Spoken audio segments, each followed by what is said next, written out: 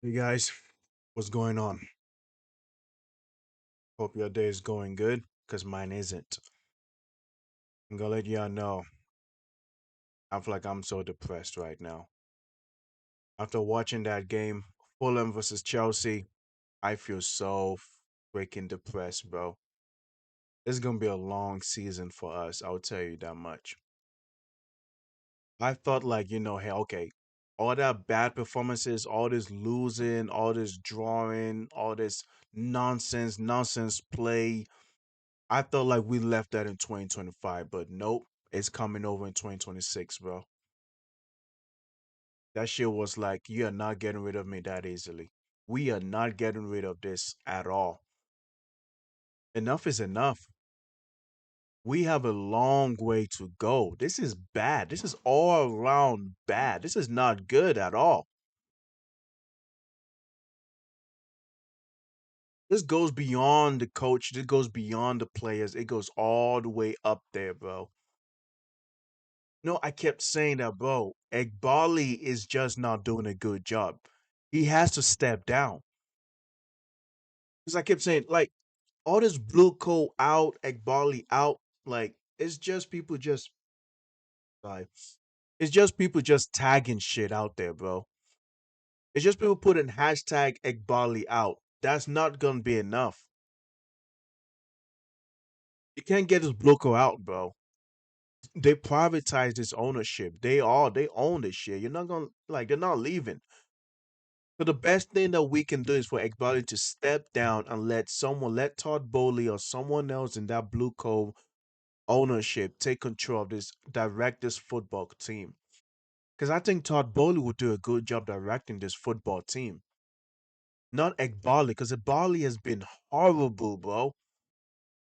The sporting directors has been mid. We have missed out on buying the type of players that we need. That when it comes to schedules like this, where the games are so congested, we need experience. And we don't have that. We don't have experience.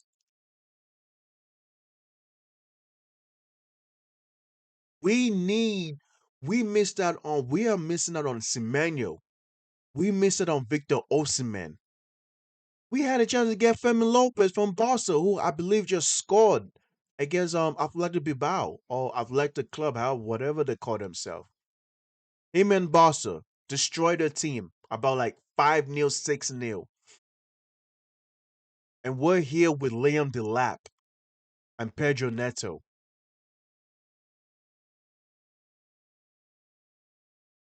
We're here with guys with a striker who doesn't know how to score a 1v1 situation, bro. We have a winger on the left side who can dribble. He'll give you a defensive work rate. His contributions towards defense and how he's a tireless machine is cool, is good and all. But when we're talking about that dynamic dribbling that you need out of your wingers, your left winger, your right winger, that 1v1 dribbling, Petro Neto is not going to give us that, bro. He's not that type of player. I'm talking about a Lamine Yamal archetype, a Luis Diaz archetype. The only archetype we have that comes close to that is Esteval, who did not play a single minute in this game. I don't know if he was injured, he was sick, or maybe Callum, the interim coach for now, the coach for now doesn't believe in Esteval, or he thinks Esteval is too young because he's trying to salvage as much points as he can. I don't know what it is, but it is not looking good at all, bro.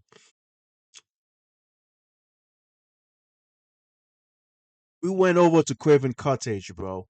Fulham, Craven Cottage. Everyone knows Craven Cottage is not Fulham right now.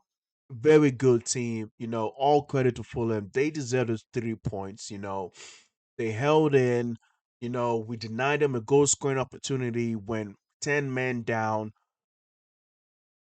Scored this. They scored a goal which was ruled offside. Came again.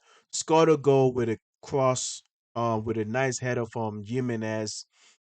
We equalized, and then Harry Wilson, who scored a goal in the first half but got disallowed, came again and scored another one. So he has 7 league goals in the league. This player, Harry Wilson, have 7 goals in the Premier League, more than Delap, more than Pedro Neto, more than Garnacho. We don't have a single attacker in this squad that have scored 7 goals in the league right now. And don't get me started with Igor Thiago from Brentford, bro. Don't get me started with that with him because he's balling right now. Second best striker in the league. Everybody would agree with that. Second best striker in the league, bro. Got a brace today. And now he has led his team to be above us. We are eighth in the league. We are bad. We are going to war with mid-table teams. I want us Chelsea fans to let that sink in. We're going to war with mid-table teams, bro. I'm just happy that Man United didn't win because at least they're 1 point above us. But Brentford is above us too. The lineup. I want to talk about the lineup. I think the lineup was fine. I think the lineup was very solid. I think like Tosin should not have played in my opinion. Like Tosin just have a cost, bro. Like every time Tosin plays, we always lose. I don't know how that works, bro. This guy has a bad omen. The juju, the voodoo, the Slavic witchcraft that they have placed on him, bro. He needs to leave. If he leaves, Chelsea's gonna be playing good because he's not the because he has a bad omen. He has some type of bad witchcraft that's making us fucking lose, bro. Tosin gotta go. I felt sorry for Andrew Santos because I think Santos was balling in my opinion. He was very solid. He was ball winning for us, initiating the attacks. Okay, Caicedo go out there and try to press. Santos will switch with him to try to press. So this allowed Enzo Fernandez to get the ball, and just move up front and worry about the attack. And honestly, I think we were looking good. We were playing good prior to the red card. We had like about 3, 4 corners in 15 minutes. Andres Santos almost got a goal. It hit the crossbar off of a corner kick taken by Enzo Fernandez. So we were looking good. Then all of a sudden, Bernard Leno decided to play a long ball to Harry Wilson. And here's the thing. I don't know how Cucurella and Tosin did not mark him. He went in between these guys. He went in between these guys, being a lone striker, trying to receive a long ball from the goalie, Leno, who is a former Arsenal goalie, by the way. So, but Bernard Leno, he's a very decent goalkeeper. Cucurella decided to hold his arm and dragged him down. And next you know, the ref came. I was like, okay, at least it's gonna be a yellow. It's gonna be yellow, maybe a free kick. Maybe a penalty, but at least he gets a yellow. Nope, this guy pulled up with a straight red. I'm like, damn, ref. That's how it's gonna be? You're gonna pull up with a straight red, not a yellow? And VAR, and we check VAR, and just like, okay, it's a free kick. Honestly, if that was a penalty, I won't object to that either, bro. If that was a penalty, I would not object to that either. Palmer got a yellow, Enzo got a yellow, Tosin got a yellow, all because they were surrounding the goalie. The ref, sorry. All because they were surrounding the ref. That ref was quick to let that yellow fly, bro. He was quick to let those cards fly. I think he gave Michael Silva, Fulham coach, a yellow too because he was insisting that it was a penalty, yelling and shit. But whatever, right? As a Chelsea fan, we should just be lucky that it was a free kick. Good save, good block. Wilson then scored a goal. just a couple minutes to halftime where it was ruled offside. So we were lucky there. Because I was saying if we can go goalless into halftime and then Callum, the coach can just find a way to just, reorganize and shift our defense, shift our game plan, shift the formation. All right, cool. Second half, about 55th minute, Fulham scored with a cross. Raul Jimenez, nice goal. Can't lie. We had to come out. We had to stop playing like, "Oi, we got to get one back. We got to equalize this game."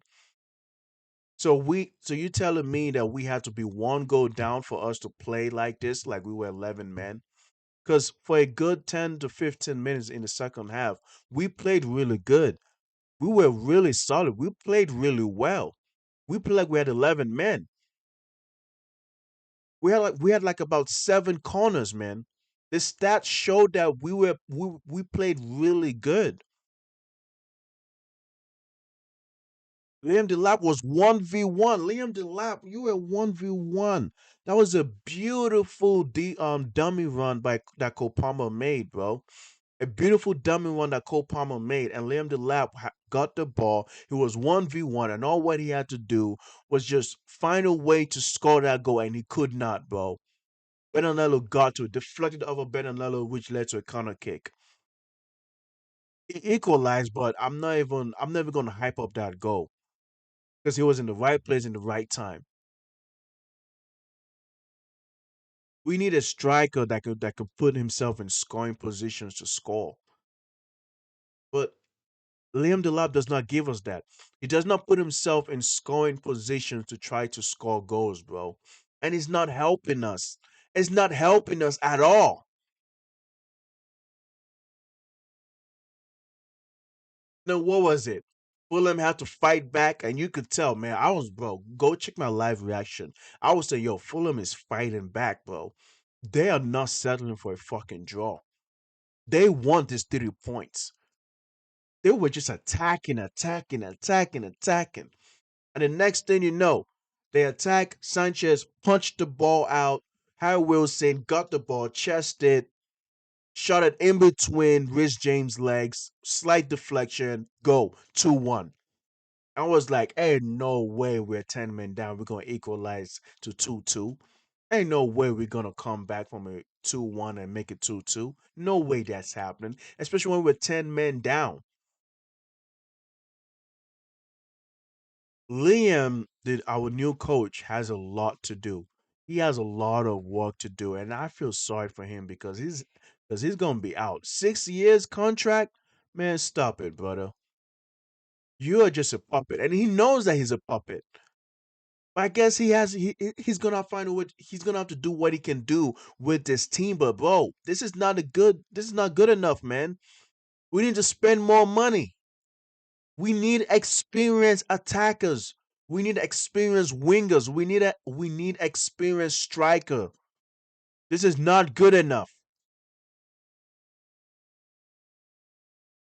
Even with 10 men, with the record that Cucurella did, bro, I'm still not letting this slide. We could have still won this game. We have learned from Man United loss. We learned from um Brighton loss with 10 men down. So I'll tell you what, get rid of this wage structure and get us experienced players, bro. We have 17 games left. We got Brentford next. Brentford is on a run. They haven't lost in the past 5 matches right now. The past 5 games they haven't lost. 3 wins, 2 draws. The second best striker is playing for that. He's gonna tear this defense up. I'll tell you that much. Brentford, they're gonna tear this defense up. If Fulham can do it, you bet your ass Brentford can do it. Either way, I'm not too happy. I think Liam, the new Chelsea coach, is gonna have to figure out what to do. I do feel sorry for him because he was in the stands watching the game, and I'm sure he can see just so many things wrong with this team. You know, Esteval didn't play. Esteval didn't see 1 minute of playing time. I think Nacho would have done something, in my opinion. Like, yeah, it's like we have the players, but it's that there's just a sense of low IQ and just there's no movement on how we can score goals. So this is going to be a very, very big issue for Liam Rosinho to figure out what he got to do. He looks to be a very good, decent manager, but tactical wise, we're gonna have to wait and see. At least I don't have to focus on the Premier League for the next couple of days, so thank God for that. All right, guys. This is my review on Fulham versus Chelsea. Hope you guys can like and subscribe, and I'll see you guys next time. Peace.